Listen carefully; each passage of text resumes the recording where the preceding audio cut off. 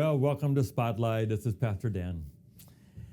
And I love it that they've asked me to do these, and it gives me a chance to really wrestle with some of the hard ideas and put it out there and let you all think about it and process it and see what you think about it. We've been wrestling with the whole issue of the Old Testament God, and can we put God of the Old Testament and the God of Jesus into one common picture of God. So I want to go back to something we did a month ago, story of the Red Sea and Moses. Moses opens up the water and the people come across and they're all saved. God tells them to relax the miracle and the waters go back where they were and all the Egyptians die. And all the women gather in a circle and they get their tambourines out and they begin to dance and they sing Exodus 15. And it says, the Lord has hurled the horse and rider into the sea. Hurled? Did you see God hurling horse and riders into the sea? God did. He allowed them to go. He relaxed the miracle that he had done to get the Israelites through, and the Egyptians were in the wrong place, and they died.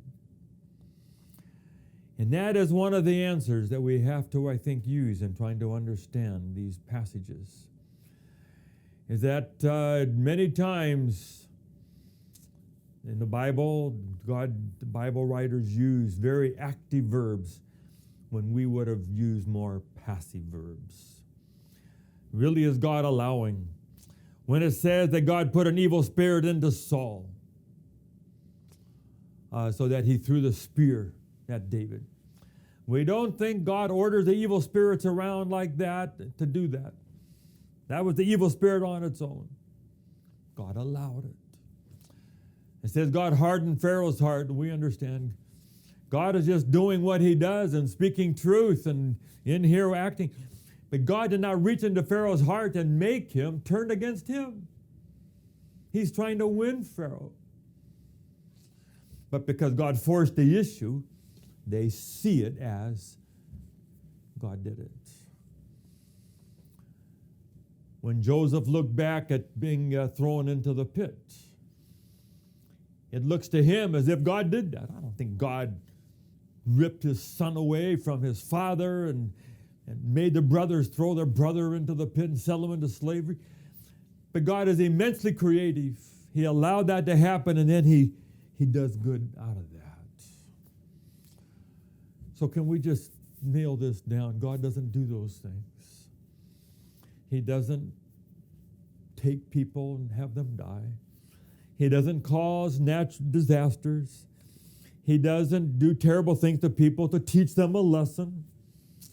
He doesn't do that. But he allows the world to move. But when those things happen not from God, but from the other side, or from just natural being in a broken world, God is very creative in taking those things and making good come out of it. He can teach you lessons from it. Yes, he can. And when you look back, the lessons and the way he creatively redeems it are so profound that people will say, that's what God knew what he was doing when he did that. Everything happens for a reason. Oh, God didn't do that. He says, thieves steal and destroy and take life. I came to give you life. He isn't that kind of God. But he allows it. And then he does immense good out of it. The famous illustration about the sculpture, I got this from Rick Rice in his book, The Openness of God, about the artist who had once of a lifetime piece of marble. And he's working on it, and he gets a commission, and it's going to be, Michelangelo, something famous. But one day a vandal comes in at night and takes a knife and scrapes across the face of it. And it just is destroyed. It's never going to be good for anything. All the other workmen are horrified, and the sculptor comes in and,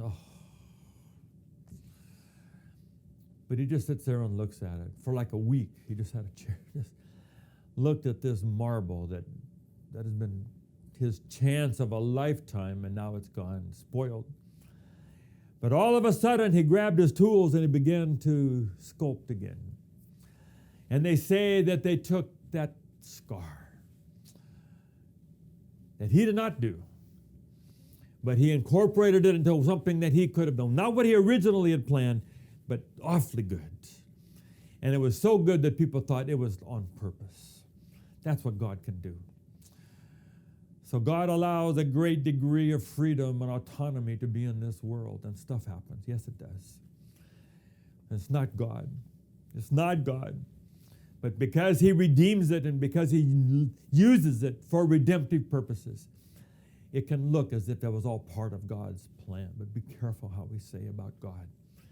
So that's at least one of the answers about the Old Testament stories, is God is allowing this stuff to happen and allows them to go into captivity, and he allows these things. But there are sometimes more positive words are used, more active words. So sometimes they're called primary and secondary. God is more secondary, more allowing. I hope that makes sense. This is Spotlight. We'll do one more in the series. God bless.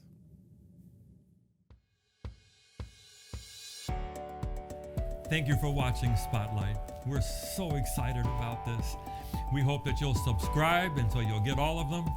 And please just forward it on to others and tell other people about it. And let's just see what kind of an audience we can get for these messages of Spotlight. God bless you.